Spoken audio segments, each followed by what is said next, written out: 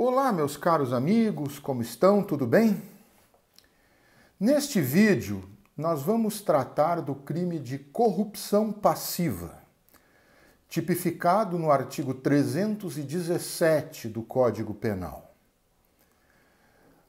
Lembrando, inicialmente, que o artigo 317 se situa no capítulo 1 do título 11 da parte especial do Código Penal, que trata dos crimes praticados por funcionário público contra a administração pública.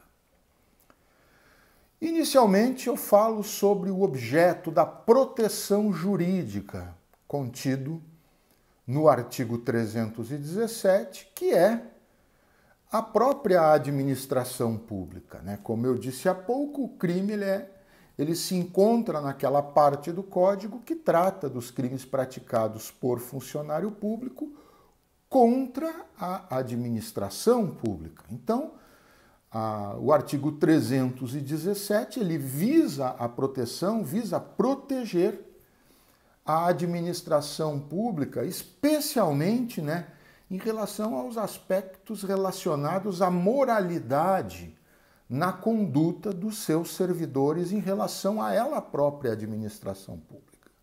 Tá? Então, se visa resguardar, se visa salvaguardar esta moralidade com a qual os servidores públicos devem se haver no seu exercício funcional, justamente com o objetivo, entre outros, mas com o objetivo talvez principal de preservar a imagem da administração pública perante toda a sociedade. Então, o objeto da proteção jurídica é a administração pública e, particularmente, a questão da moralidade dos servidores que lhe prestam seus serviços. A tipicidade objetiva do crime de corrupção passiva, na sua forma simples, que vai estar tipificada no artigo 317 caput, ela prevê, na verdade, três formas diferentes de conduta. A conduta de solicitação de vantagem indevida, a conduta de recebimento de vantagem indevida e a conduta de aceitação de promessa de vantagem indevida. Então vamos lá. O núcleo da primeira conduta, solicitar, significa pedir. E aqui eu quero estabelecer com os colegas uma diferença que se acentua entre o crime do artigo 317, pelo núcleo solicitar, com o tipo penal da concussão, em que o núcleo é exigir. Então, a exigência da concussão é sempre algo de mais densidade, né? Estabelecendo um certo nível de condicionamento para a questão relacionada à violação do dever funcional. Enquanto na solicitação nós temos o mero pedido, né? O ato de pedir, de solicitar. Também o segundo núcleo, contido no artigo 317, que vai dar aso, então, à segunda conduta, que é o núcleo receber. E aqui receber tem o sentido de tomar posse, né? De entrar na posse do bem, mesmo sem ter solicitado previamente.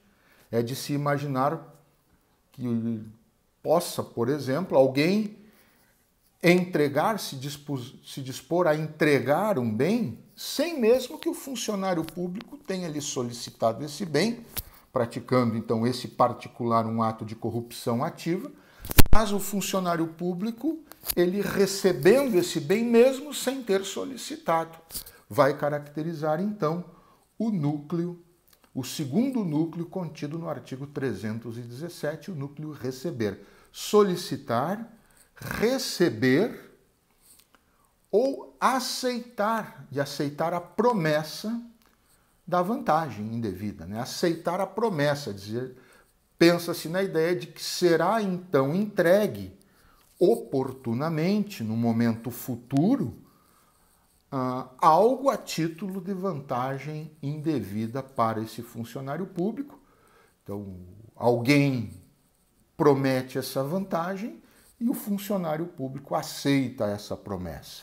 Então, são as três nuclearidades contidas no caput do artigo 317 que vão dar ensejo à forma simples do delito na sua tipicidade objetiva. Solicitar, pedir, né? Receber, quer dizer, tomar a posse efetiva do bem, caracterizador da vantagem, ou aceitar a promessa de uma futura vantagem. Quem solicita, recebe ou aceita essa promessa? O funcionário público. Embora não apareça a expressão funcionário público de forma expressa no caput do artigo 317, na verdade ela está implícita ali, justamente por quê? Porque o crime se situa topologicamente no capítulo 1 do título 11 da parte especial, que trata exatamente dos crimes praticados por funcionário público contra a administração. Então, embora o legislador não tenha expressado de forma ostensiva funcionário público no caput do 317, pelo aspecto topológico, quer dizer, pelo lugar do código onde ele se encontra, nós temos que concluir forçosamente que se trata ali do funcionário público. O funcionário público solicita, recebe ou aceita a promessa. E do quê? De uma vantagem econômica, melhor dizendo, de uma vantagem indevida, que pode ser patrimonial ou econômica, e que, como indevida, é uma vantagem que ele não deva, que ele não possa receber. Que seja uma vantagem ilícita, que seja uma vantagem que não lhe caiba receber naquelas circunstâncias. Para quem que ele solicita, ou de quem que ele recebe, ou a vantagem de quem que ele aceita a promessa? Para quem, melhor dizendo? Para si, né? Quando a vantagem é em favor dele próprio funcionário público, ou para outrem. Quer dizer, para uma terceira pessoa beneficiária dessa vantagem. De que forma se dá esta solicitação, esse recebimento ou essa aceitação de promessa? De forma direta ou de forma indireta. Direta quando ele próprio, funcionário público, faz a solicitação, quando ele próprio recebe ou ele próprio aceita a promessa. Ou indiretamente, quando ele faz isso através de uma terceira pessoa, de uma interposta pessoa, alguém que fale em nome dele. Tá? E em que circunstância ele vai solicitar, receber ou aceitar a promessa dessa vantagem indevida para si ou para outrem? Em meio ao seu exercício funcional, né, em meio à sua função, fora da sua função, mas guardando alguma relação com o seu exercício funcional, ou mesmo antes de iniciar, antes de assumir a sua função, mas que também guarde alguma relação com aquela função que irá ser exercida na sequência, no momento posterior. Então, de qualquer forma, sempre essa vantagem indevida para si ou para outrem, solicitada, recebida, ou que se aceita a promessa, que o funcionário público aceita a promessa a respeito dela, tem que guardar uma relação com a sua função atual ou com uma função que ele esteja prestes a assumir. O caput do artigo, em qualquer uma dessas suas três formas básicas de delito, né? A corrupção passiva na forma de solicitação, de recebimento ou de aceitação de promessa, ela prevê, ela tem a cominação de penas de reclusão de 2 a 12 anos e, cumulativamente, pena de multa também. Tá? Então, essa é a estrutura básica inicial do crime de corrupção passiva do artigo 317 do Código Penal. A tipicidade subjetiva do crime do artigo 317 exige dolo específico. Não basta, não se contenta com dolo genérico. É preciso que haja dolo, vontade livre e consciente de solicitar, receber ou aceitar a promessa da vantagem indevida, mas nós não podemos esquecer que ali no meio do preceito penal primário nós vamos encontrar a expressão para si ou para outrem, que tem um sentido de incorporar esse bem caracterizador da vantagem indevida, incorporar esse bem ao seu patrimônio ou ao patrimônio de outrem. Então, o dolo tem que ter o propósito específico de utilizar essa vantagem indevida para a incorporação ao seu patrimônio, contido na expressão para si, ou ao patrimônio de outrem, contido na expressão para outrem. Somente quando nós tivermos, então, este dolo específico de solicitar, receber ou aceitar a vantagem indevida para incorporar ao seu patrimônio ou para incorporar ao patrimônio de outrem, é que nós teremos, então, atendida a tipicidade subjetiva inerente ao artigo 317. Os sujeitos do crime. O sujeito ativo é o funcionário público, justamente pela topologia, é um crime próprio de funcionário público. Não é qualquer pessoa que pode atuar na execução material do delito. Tem que ser realmente funcionário público, é crime próprio de funcionário público.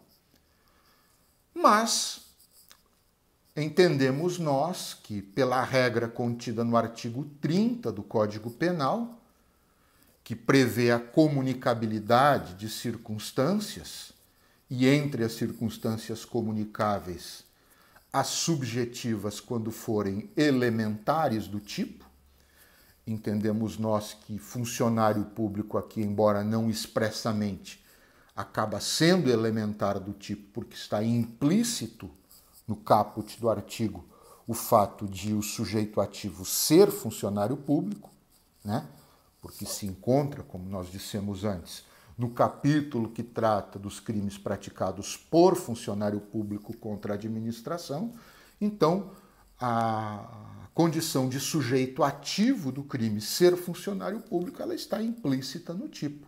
E como tal, no tipo básico, e como tal, quem eventualmente, na condição de coautor, contribui, colabora para que este funcionário público solicite, receba ou aceita a promessa, temos nós que também incide no mesmo crime na forma de coautoria, aplicando-se, como eu disse, a regra do artigo 30 do Código Penal, que autoriza a comunicabilidade de circunstâncias subjetivas, desde que elementares do tipo. E neste caso é elementar do tipo por se encontrar implicitamente contida no tipo básico do artigo 317. O sujeito passivo do crime, primariamente, os sujeitos, porque primariamente nós temos o Estado, na forma da administração pública, e em caráter secundário, pode ser vítima do crime também qualquer pessoa que, de alguma maneira, seja prejudicada com a conduta achacadora do funcionário público de solicitar, de receber ou de aceitar a promessa da vantagem indevida. Então, sujeito ativo, funcionário público, mas em coautoria, mesmo uma pessoa que não ostente a mesma condição de funcionário, pode também ser autor do crime com base na regra do artigo 30 do Código Penal.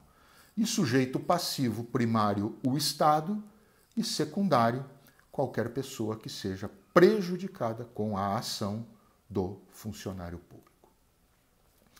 O momento consumativo do crime de corrupção passiva. Com relação à primeira conduta, a conduta de solicitação, contida no núcleo solicitar.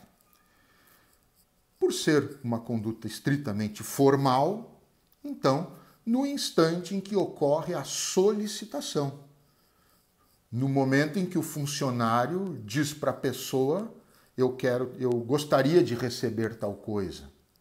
Ei, você aí, me dá um dinheiro aí.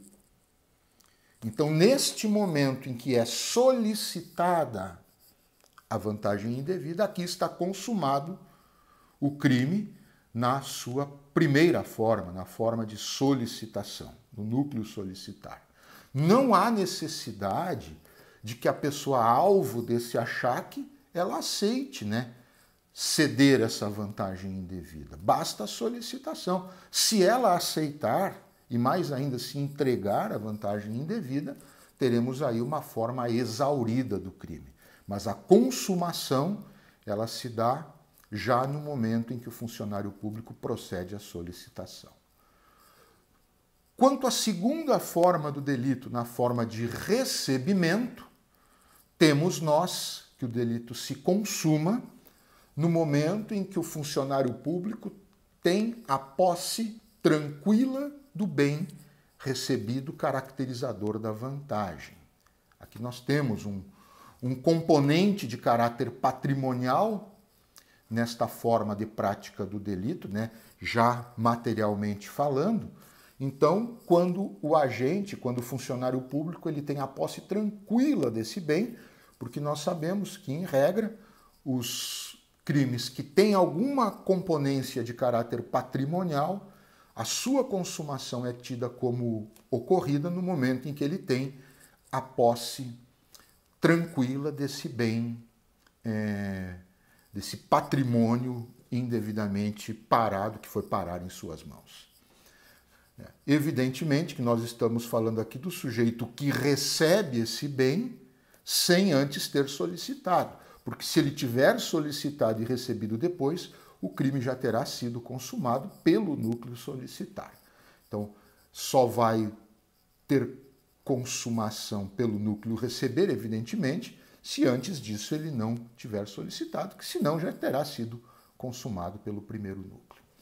E na terceira conduta, na conduta de aceitação de promessa, no instante em que o funcionário público aceita a promessa. Quando a pessoa diz, eu te prometo tal coisa, se tu fizer ou deixar de fazer tal coisa, e o funcionário público diz, ok, aceito a promessa.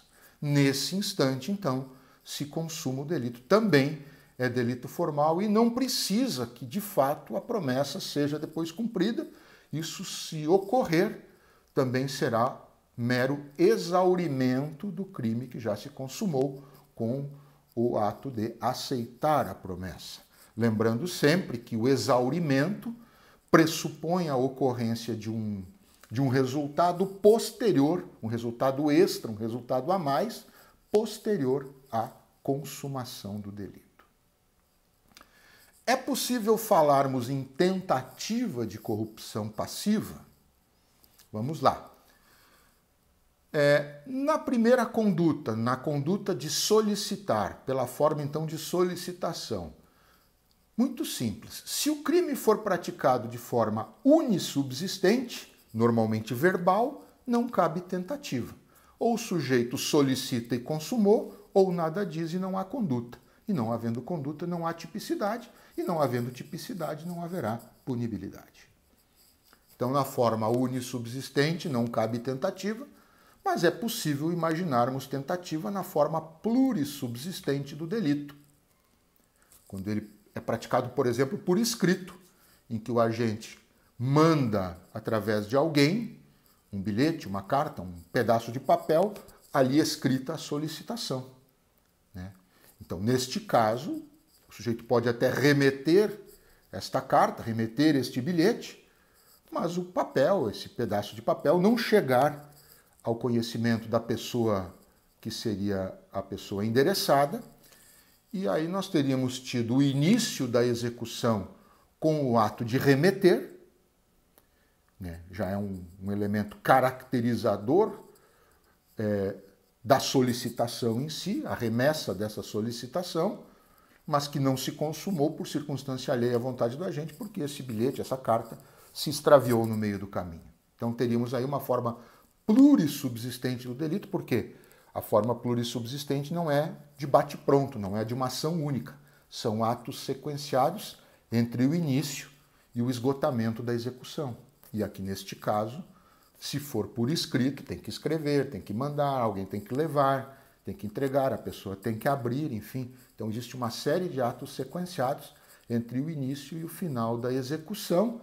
E neste exemplo nós podemos então ter aí uma possibilidade de tentativa se o crime não chegar a ocorrer, porque, por exemplo, esse bilhete se extraviou por circunstância alheia à vontade do agente.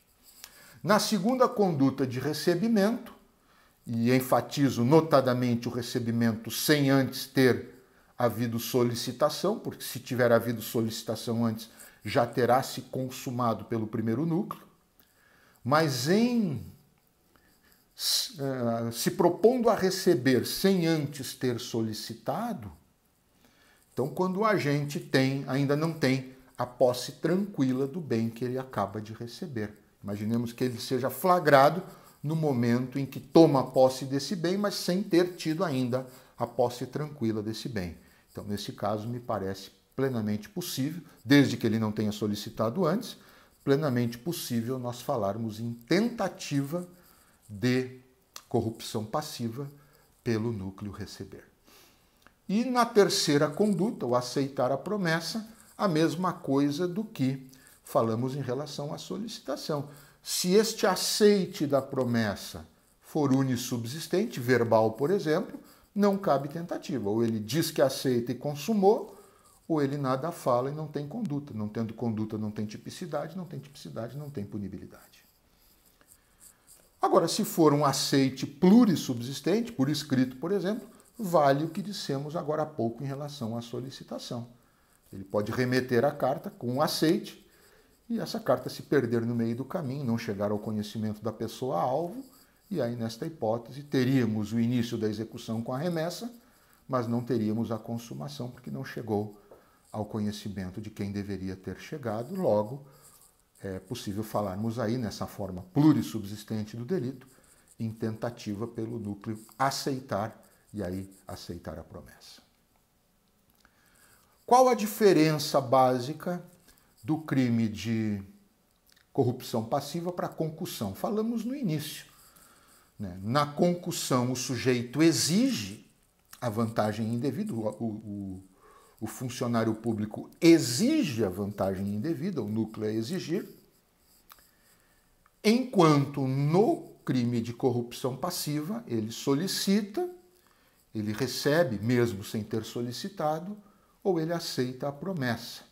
Quando o sujeito exige, vejam a densidade comportamental em ambos os crimes. O exigir pressupõe algo de mais força, algo de mais contundência, quiçá até algo que possa trazer consigo uma condicionante, né? Me dê tal coisa, eu quero tal coisa sob pena de fazer ou deixar de fazer tal coisa. Então nós estamos ali diante de uma densidade muito maior naquilo que emana do sujeito ativo em relação à pessoa alvo desta exigência. Enquanto solicitar é algo mais tênue, algo não tão incisivo, não tão pesado, não tão contundente quanto exigir. Então, solicitar, receber sem ter solicitado, né? A ideia desse receber aqui ela é basicamente aquele receber que o sujeito acolhe o presente recebendo esse presente, caracterizador da vantagem indevida, ou ainda o aceitar a promessa. Então, em todas essas formas, nós não temos a mesma contundência que tínhamos quando falamos do núcleo exigir. Essa é a diferença. Então, a diferença está basicamente na nuclearidade, na concussão exigir e na corrupção passiva solicitar, receber, e esse receber mesmo sem ter solicitado, e ainda aceitar a promessa da vantagem indevida. A forma mitigada do delito do artigo 317, nós vamos encontrar na aceitação do tráfico de influência de outrem, que está prevista no parágrafo 2º do próprio 317. Né? O parágrafo 2º do 317 diz: se o funcionário pratica, deixa de praticar ou retarda ato de ofício com infração de dever funcional, cedendo a pedido ou influência de outrem. Né? Então, os núcleos seriam deixar de praticar ou retardar o ato de ofício, né? O funcionário público, então, nuclearmente falando, ele deixa de praticar ou retarda um ato de seu ofício. Em que circunstância? Cedendo ao pedido ou cedendo à influência de outra. Então, na verdade, é uma aceitação, um acatamento deste tráfico de influência que uma outra pessoa pratica sobre esse funcionário público. Neste caso, é importante que a gente acentue que não há, na forma mitigada deste parágrafo 2º, na corrupção passiva mitigada do parágrafo 2º, neste acatamento do tráfico de influência de outrem, não há solicitação, nem recebimento, nem aceitação de promessa de vantagem indevida. Né? O funcionário público apenas cede ao pedido ou acolhe a influência dessa terceira pessoa, sem uma expectativa patrimonial ou econômica em torno daquilo que possa advir do fato de deixar de praticar ou retardar o seu ato de ofício. Digamos assim, é mais uma camaradagem com quem se propôs a traficar influência perante ele. Neste caso, então, por que eu digo que é forma mitigada? Porque a pena que lá no caput do artigo ela é de 2 anos a 12 anos de reclusão mais multa, quando se trata do parágrafo 2º, ela cai para 3 meses a 1 ano de detenção mais multa. Então, como a pena cominada no parágrafo 2º é substancialmente menor do que a pena cominada ao caput do artigo, pena cominada menor do que o tipo básico, nós temos aí uma forma de mitigação do crime. Depois nós vamos ter formas majoradas, 2 formas majoradas, e ambas majorantes que vão acarretar um acréscimo de 1/3 da pena na terceira fase da dosimetria. A primeira forma, que está no parágrafo 1º do próprio artigo 317, se dá se o funcionário público, de fato, em função da vantagem indevida solicitada, recebida, ou em relação à qual ele tem aceitado a promessa, se de fato ele retardar o ato de ofício, deixar de praticá-lo ou praticá-lo infringindo o seu dever funcional. Então, na verdade, é uma forma de exaurimento do crime, que já está consumado pela solicitação, pelo recebimento ou pela aceitação da promessa. Então, se depois disso ele realmente violar o seu dever funcional, retardando o ato de ofício, deixando de praticá-lo ou praticando ele em desacordo com o seu dever funcional, né? Isso como decorrência da vantagem indevida ou da promessa dessa vantagem, então aí nós temos uma majoração, a primeira hipótese de majoração de 1/3 de pena prevista, como eu disse, no parágrafo 1º do próprio artigo 317. E temos uma segunda majorante, que é comum a todos os crimes deste capítulo 1 do título 11 da parte especial, que está prevista no parágrafo 2º do artigo 327. Se o funcionário público ele pratica o crime ocupando o cargo em comissão ou exercendo função de direção ou de assessoramento. Então, se ele for comissionado ou se ele exercer algum tipo de direção ou de assessoria e em meio a este cargo em comissão, a esta direção ou a este assessoramento, ele vier a praticar o crime, nesta hipótese, então, nós temos um acréscimo também de 1/3 na terceira fase da dosimetria, previsto no artigo 327, parágrafo 2º, que, como eu disse, se aplica a todos os crimes praticados por funcionário público contra a administração pública e, portanto, dentre eles, ao crime de corrupção passiva.